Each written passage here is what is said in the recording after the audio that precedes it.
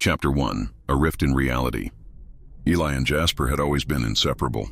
Their bond was formed in the quiet hours of childhood, built on a shared love of science fiction novels, late-night conversations about distant stars, and an undying curiosity for the unknown.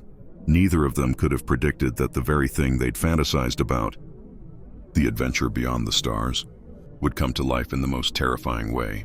It began on an ordinary Saturday afternoon. They were hanging out in Eli's basement, trying to hack into the local radio frequency for fun, when a strange ripple appeared in the air above their heads. At first, it looked like a shimmer of heat rising from the floor, but as the seconds passed, the ripples spread, forming a shimmering portal. The room began to hum with a low, resonating energy, and before either of them could react, the entire basement was sucked into the vortex. They fell, weightless and disoriented, until the world slammed into focus once more.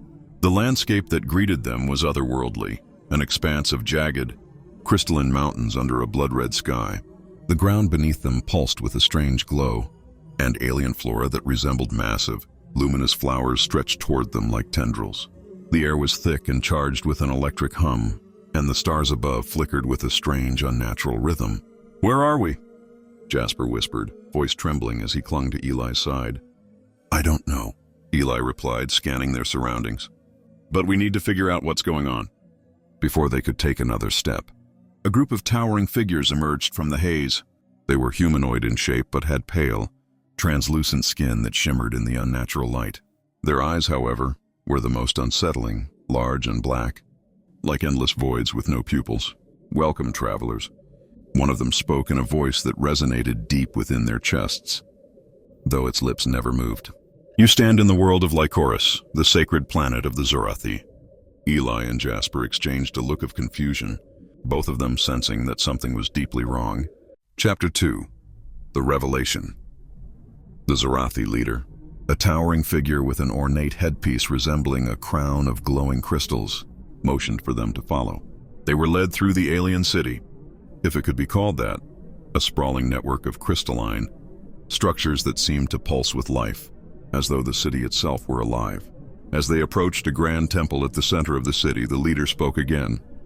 "You are here for a reason. One of you is destined to fulfill the ancient covenant." The two friends exchanged confused glances. "What covenant?" Eli asked, his voice strained with worry. "The covenant of the sky," the leader intoned, "which has existed for eons. It is a bond between the Zorathi and the celestial beings we serve. Every 1,000 years, a sacrifice must be made, one born of both Zorathi and human blood." Jasper's heart skipped a beat. "What does that mean?"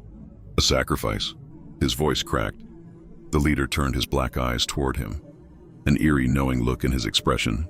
"One of you is the chosen one. The blood of your ancestors flows through your veins, Jasper." Eli's stomach lurched as he turned to his friend, only to see Jasper's face pale. "No," Eli muttered, shaking his head. This can't be happening. We're not supposed to be here. There's been a mistake." But the Zorathi did not relent. "Jasper," the leader continued, "your father, he was one of our kin, an emissary of the stars. His union with your mother binds you to this place. You are the heir to the sacrifice." Jasper's breath hitched. His mind raced as memories of his father, who had mysteriously disappeared years ago, began to resurface. There had always been something strange about his father, something otherworldly, but no one had ever spoken about it. "You're saying my father was one of you?" Jasper whispered, voice trembling.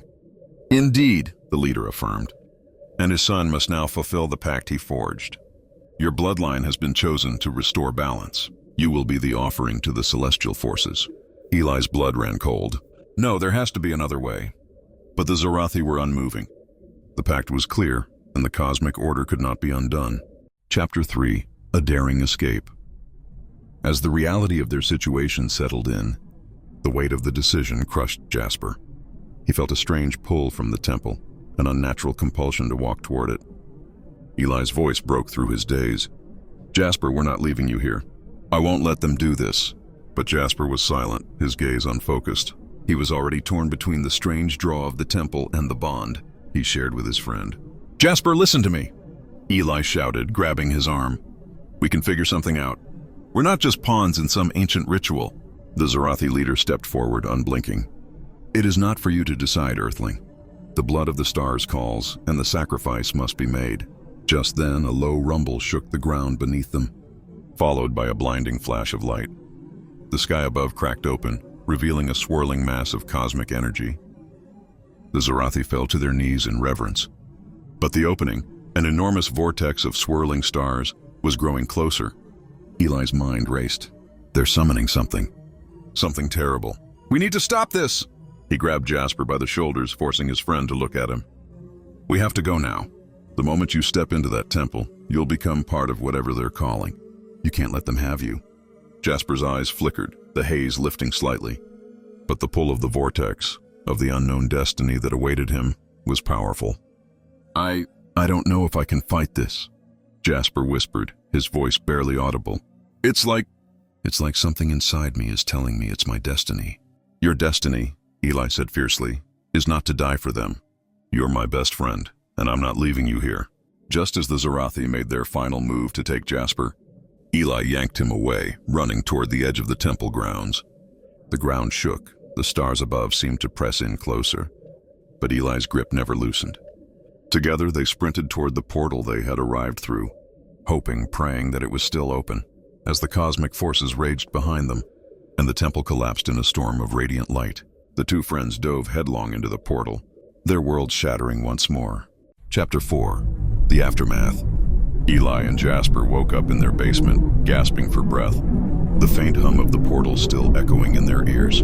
The world was normal again. The radio sat untouched on the table, the wires disconnected as though nothing had ever happened. But as they sat there in stunned silence, the weight of their experience lingered.